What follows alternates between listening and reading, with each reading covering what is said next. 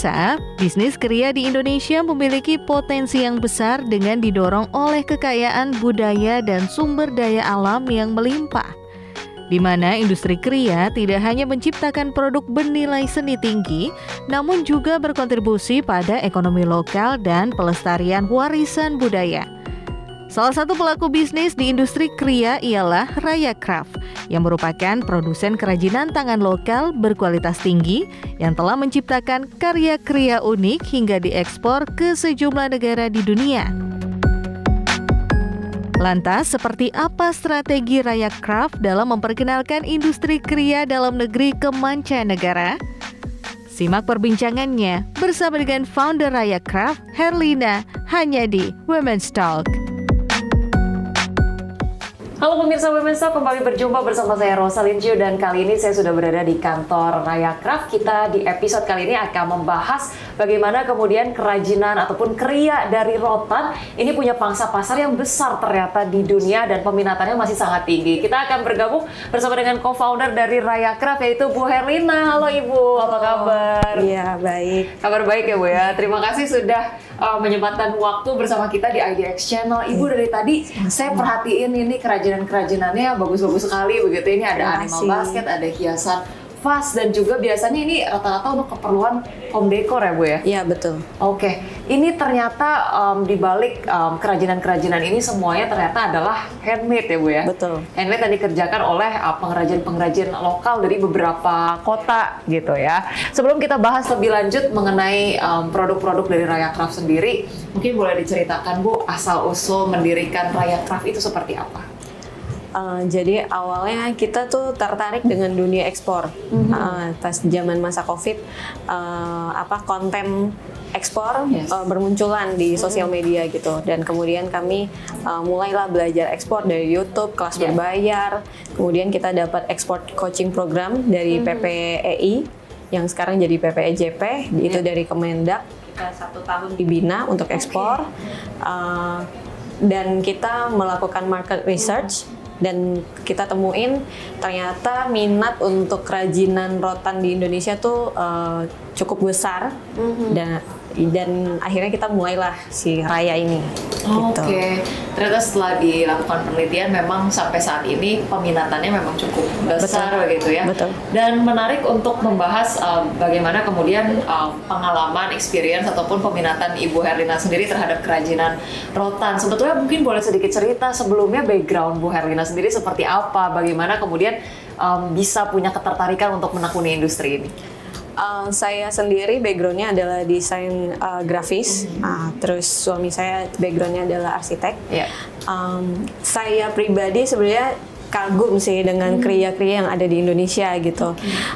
Indonesia punya banyak banget kerajinan tangan yang detailnya bagus dan dari bahan natural. Gitu, itu sebuah kekuatan sih, apalagi sekarang mulai eco-friendly gitu dan rata-rata handmade. Jadi saya merasa kayak bisa menambahkan added value ke kria Indonesia tuh kayak something gitu. Gitu. Iya, punya unique value yang sangat besar begitu ya. Bagaimana kemudian mengembangkan kerajinan di Indonesia, apalagi juga ternyata pasarnya sangat masif. Minatannya dari berbagai negara di dunia gitu ya. Mungkin boleh diceritakan juga nih Bu Herlina, ketika kemudian menekuni industri kria ini, langkah awal yang pertama kali dilakukan apa sih? Apakah kemudian melakukan pemasaran secara online terlebih dahulu, atau tadi yang Ibu bilang sempat ikuti pelatihan-pelatihan dari pemerintah, atau seperti apa sih Bu? Awalnya saya justru belajar dulu. Saya mulai dengan belajar si ekspor ini, bagaimana mekanismenya, apa yang harus kami siapkan dan lain-lain. Setelah itu saya baru pembuatan badan hukum, PT. Terus kita mulai hunting kerajinannya dan pengrajinnya juga. yang sesuai dengan standarnya kita, yang kemudian kami ajak kerjasama. Terus setelah itu baru kita mulai approach gitu. Jadi memang kami menyiapkan diri kami dulu.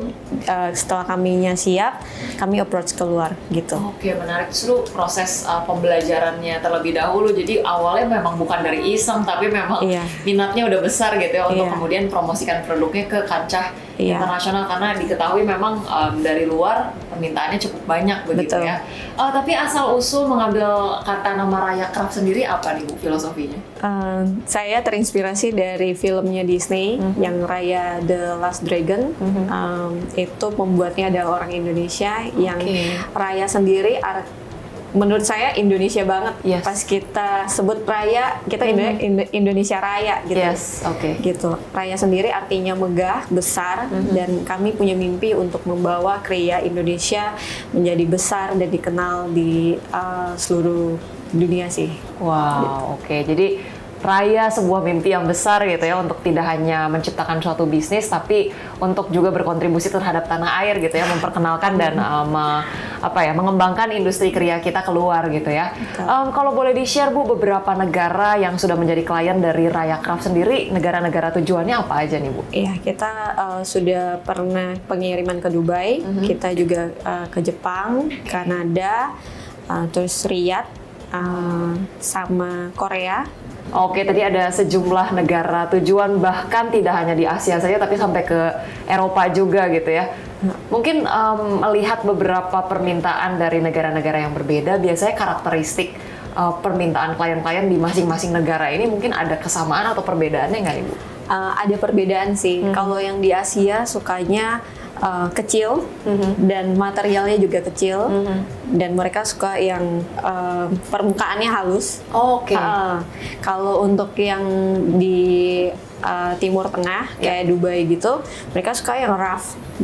Jadi yang lebih besar, lebih kelihatan kayak kasar gitu, warnanya natural, yang kayak lebih ke coklat, abu-abu. Kalau yang Timur Tengah lebih sukanya lebih rough, lebih kasar permukaannya, terus mereka suka yang natural. Warna-warnanya juga suka yang coklat, abu-abu gitu. Oke, kalau di tadi Italia juga ada ya Bu ya? Iya, kita itu seperti apa Bu permintaannya? Pas yang kita kirim ke Italia kebetulan untuk artisanal lampu, jadi bentuknya kayak caping gitu. Nah, mereka juga maunya karena itu desainnya dari klien kami, mereka maunya dari yang kecil sih. Desainnya lebih kecil-kecil gitu ya. Tadi kalau yang Asia pengennya permukaannya smooth, yang Timur Tengah lebih ke yang besar-besar dan rough gitu ya. Menarik untuk kita explore lebih lanjut. Pemirsa akan kita bahas, saya juga pengen tahu sebetulnya siapa di balik kerajinan-kerajinan yang cantik-cantik ini gitu. Tapi akan kita bahas usai jeda berikut ini, tetaplah bersama kami di Women's Talk.